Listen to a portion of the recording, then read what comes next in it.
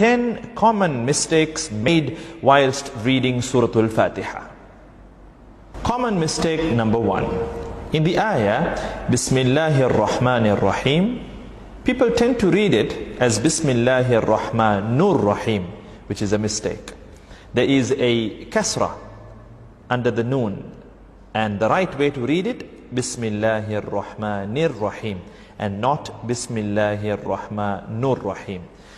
Mistake number 2, Alhamdulillahi Rabbil Alameen. In that ayah, people tend to read it at times as Alhamdulillahi Rabbil Alameen, as in they go on to put a sukoon on top of the dal in Alhamd, whilst there's no sukoon there. It's actually a dhamma, where you make the do sound.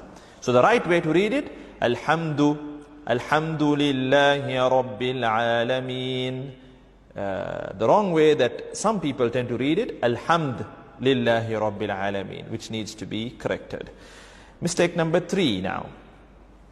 Maliki Yawmiddin. Some people tend to read it again with a sukoon. Malik Yawmiddin. You know, so much to the extent that at times even they are not able to notice it. Malik Yawmiddin. Almost sounds as if they're reading it the right way, but then if you observe carefully and very, in a vigilant way, you will observe that they're making a subtle sukoon, where they would read Malik Yawmiddin. So the right way to read it, Maliki Yawmiddin. And some people also tend to drag the word Maliki unnecessarily, where they would say Maliki Yawmiddin, which is also not right. The right way to read it, Maliki Yawmiddin. Mistake number 4. And now this is an important ayah, and we tend to notice a lot of people making this mistake.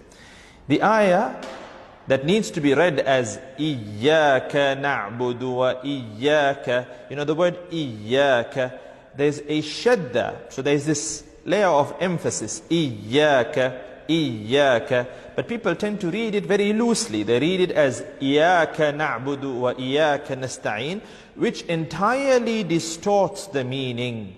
It changes the meaning from the right meaning, which is, Ya Allah, you alone we worship and you alone we seek help. It changes it from that to, O sunlight, we worship you, O sunlight, we seek help from you.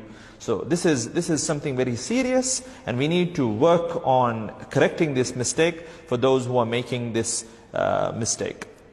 Moving on to common mistake number 5.